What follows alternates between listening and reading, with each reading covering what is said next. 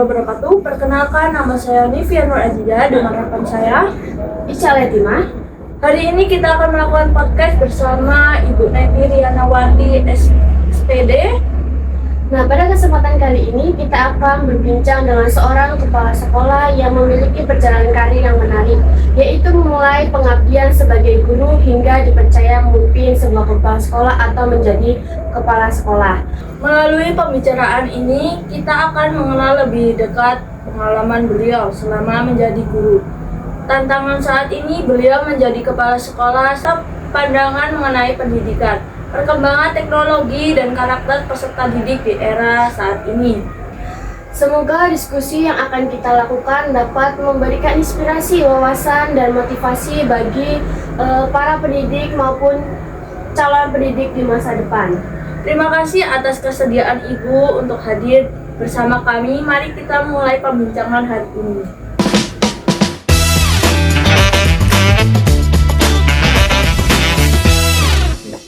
Nah, apa sih yang mendorong Ibu untuk beralih dari profesi guru menjadi kepala sekolah? Kalau awalnya sih sebenarnya ibu itu dipercaya oleh kedinasan dari pihak dinas.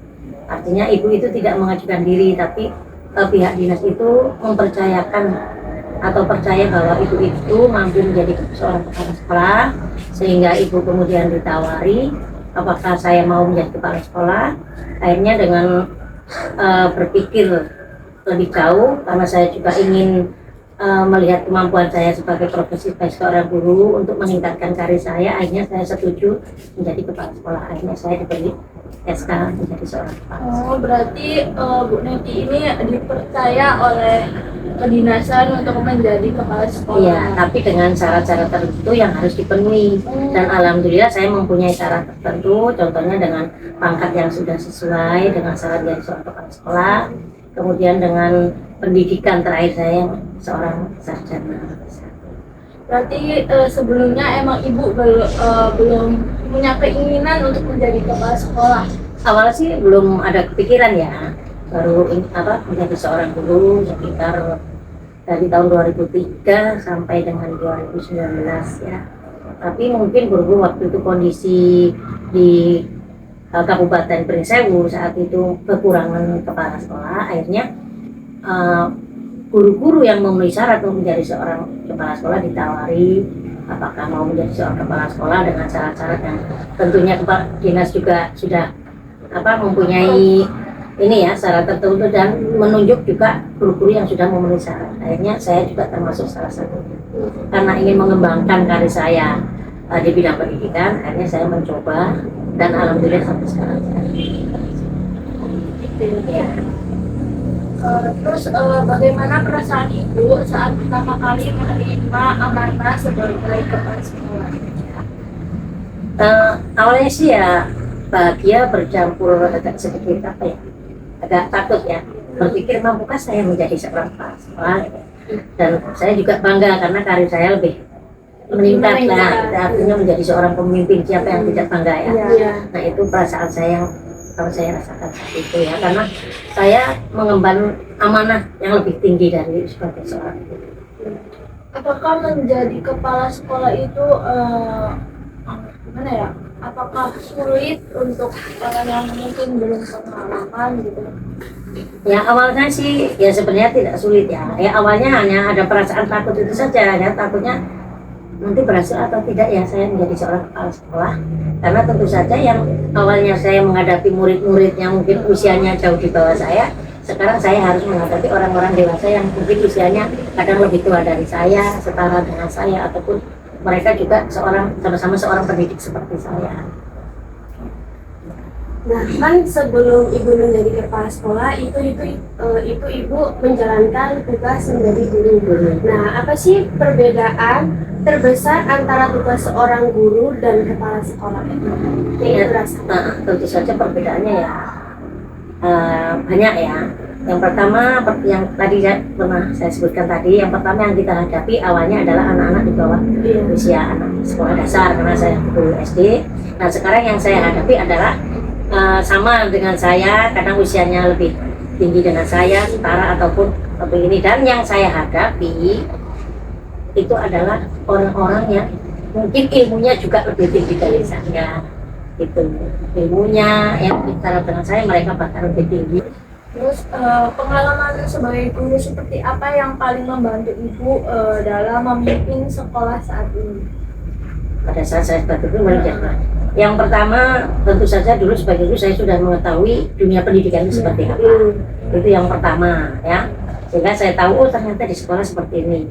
Terus saya dulu menjadi guru juga mengenal guru-guru yang lainnya, dan saya juga mempunyai seorang kepala sekolah.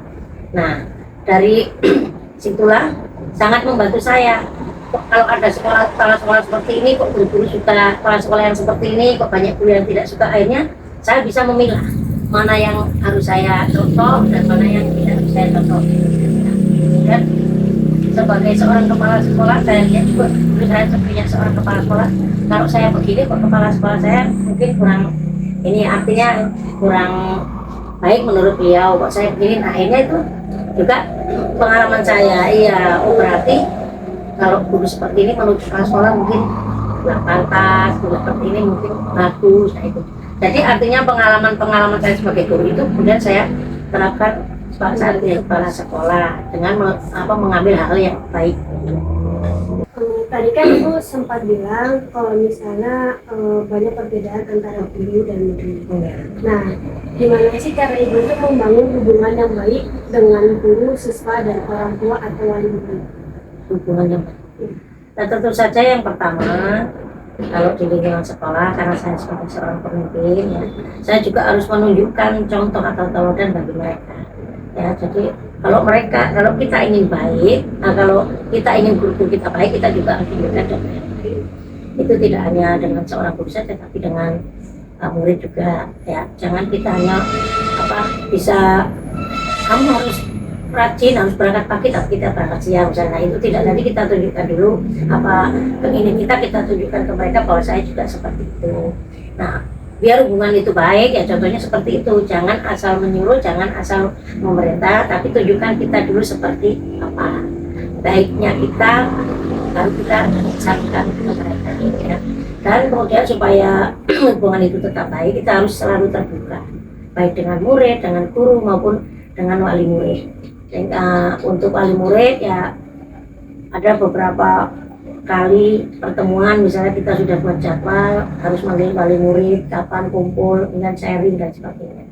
Jadi hubungan kita dengan wali murid pun itu berjalan dengan baik. Kalaupun tidak bisa secara tatap muka, kita usahakan lewat online, yaitu dengan grup di komite atau wali murid. Terus bagaimana sih strategi Ibu guna untuk meningkatkan kualitas pembelajaran di sekolah? Iya, artinya cara ya. Tentu saja cara itu sangat banyak sekali sebenarnya kalau kita satu persatu ya. Yang pertama ya harus hubungan baik itu dulu ya. Strategi yang kita gunakan namanya kalau kita orang sudah berhubungan baik dengan kita mau melakukan apapun minta tolong ini itu pasti akan juga baik. Ya cara strategi itu tadi, contoh dulu baru mereka, itu yang pertama ya. Kemudian kita juga harus sering sharing, apa Bu keinginannya, apa Pak keinginannya, bagaimana sekolah kita mau bagaimana, apa dibawa kemana. Nah itu dengan begitu nanti mereka akan terbuka dengan kita. Kalau misalnya Bu nanti sekolah kita sebaiknya misalnya warna cat ya, Bu cat yang biar cerah, warna ini Bu ini. Nah dengan yang seperti itu artinya kita juga tahu ya keinginan guru seperti apa, guru juga tahu keinginan saya juga seperti apa. Nah, jadi itulah strategi yang pertama ya, saling terbuka, terus sering sharing, artinya ya memberikan teladan yang baik pada mereka. Itu banyak sebenarnya cara-cara atau strategi supaya hubungan kita dengan pihak guru meningkat. Tentu saja kalau guru itu nyaman di sekolah, dia juga akan bekerja dengan baik. Kalau guru bekerja dengan baik, tentu saja sekolah juga akan berkembang, anak didik juga akan merasa nyaman dan mudah menerima pelajaran. Terus bagaimana sih Bu cara memotivasi guru agar tetap semangat dan profesional dalam mengajar Bu? Memotivasi guru itu yang pertama tadi udah pernah saya sebutkan. Kalau kita bekerja dalam situasi yang enak, misalnya gedungnya nyaman, kepala sekolahnya ramah, artinya mereka itu dalam kondisi bahagia, tidak tertekan, ya insya Allah gurunya tetap nyaman. Artinya apa tadi pertanyaannya? Bagaimana sih Ibu memotivasi agar guru tersebut tetap profesional untuk mengajar? Nah, artinya itu tadi ya, kalau guru itu sudah nyaman di tempat dia bekerja, ya, dan kita juga care, artinya terbuka dengan guru juga yang namanya kerja nyaman dan enak, itu pasti mereka juga melaksanakan tugasnya dengan baik. Dan untuk meningkatkan profesional mereka, kalau ada kegiatan-kegiatan yang untuk meningkatkan mutu guru, itu saya selalu mengikut sertakan mereka, yaitu dengan cara bergiliran, misalnya ada seminar, kirim gurunya, ya ada rapat apa yang penting, kirim gurunya, itu profesional mereka lama-lama tidak hanya berkembang di SD aja, jadi mereka juga tahu dunia luar, tidak hanya di Terus bagaimana sih Ibu itu menangani konflik atau permasalahan yang terjadi di ya. Alhamdulillah selama ini kalau di lingkungan sekolah saya sepertinya tidak ada konflik. Ya ada pun artinya bisa diatasi dengan hanya musyawarah kecil, karena itu juga konflik kecil ya. Tapi seandainya kok tiba-tiba di sekolah saya ada konflik besar, ya saya sebagai kepala sekolah ya jelas harus mengambil keputusan yang tidak boleh merugikan kedua belah pihak, harus adil, itu artinya ya, dan harus mengambil suatu keputusan itu dengan pertimbangan yang harus dipikirkan lebih dahulu, tanpa harus mendoktrin bahwa guru ini salah, kamu salah, tidak seperti itu. Artinya semua dimusyawarahkan. Menurut Ibu, bagaimana sih pengaruh perkembangan teknologi terhadap manajemen sekolah saat ini dengan perkembangan zaman yang mungkin saat ini udah pesat banget ya Bu? Tentu saja yang namanya teknologi itu sangat berpengaruh kehidupan manusia sedunia, makanya global, secara global, artinya globalisasi teknologi itu sangat luar biasa. Nah kalau di lingkungan sekolah sendiri memang yang namanya teknologi itu ada sisi buruknya, ada sisi baiknya ya. Kalau sisi buruknya, kalau sebenarnya teknologi itu kalau kita salah menggunakan, ya, salah menyikapi, salah ya itu. Jadi saya sebagai kepala sekolah sebenarnya sangat beruntung sekali dengan adanya perkembangan teknologi. Karena apa? Teknologi itu kalau kita bisa menanganinya, bisa menggunakannya, itu sangat memudahkan sekali dalam pembelajaran atau KPM di sekolah. Contoh yang sekarang sudah Pak Presiden berikan itu IPN itu ya, itu sangat membantu kita dalam proses belajar mengajar. Nah, tetapi salah satunya yaitu kita juga takut dengan adanya teknologi itu nanti malah anak-anak salah menyalahgunakan. Contohnya HP saja ya, kita menyarankan anak megang HP untuk melihat misalnya pembelajaran, ternyata yang mereka buka game. Nah itu salah satunya ya. Jadi semuanya itu tergantung dari yang menggunakan IT itu sendiri ya. Tapi kalau saya sendiri, saya sangat bahagia, gembira kalau dengan adanya teknologi yang masuk di dunia pendidikan. Yang penting bagaimana cara kita menyikapi IT itu.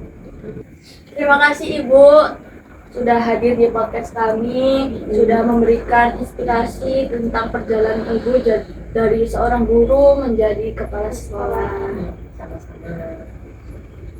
Tentu banyak pengalaman dan pelajaran berharga yang bisa menjadi inspirasi bagi kita semua. Semoga apa yang telah Ibu sampaikan dapat memberikan motivasi khususnya bagi para guru dan calon pendidik seperti kami terus berkembang, belajar memberikan terbaik bagi di dunia pendidikan.